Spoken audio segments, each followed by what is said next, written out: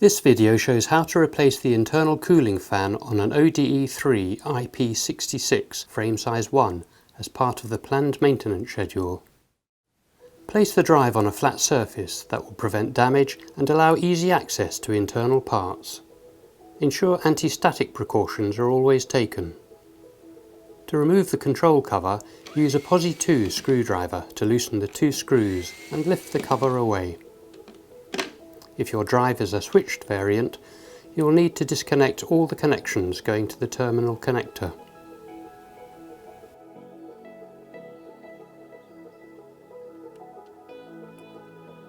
Using a Torx 20 screwdriver, remove the 4 cover screws.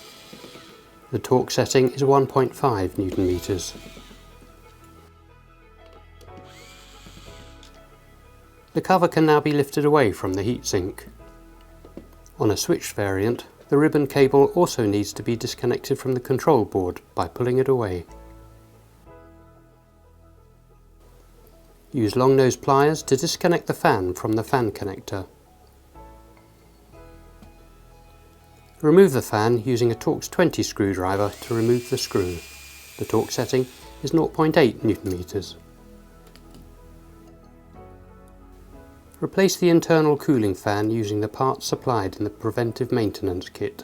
Rebuild the drive by reverse engineering the previous steps taken. Once any modifications have been completed to the drive, you must ensure the software is updated to the latest version.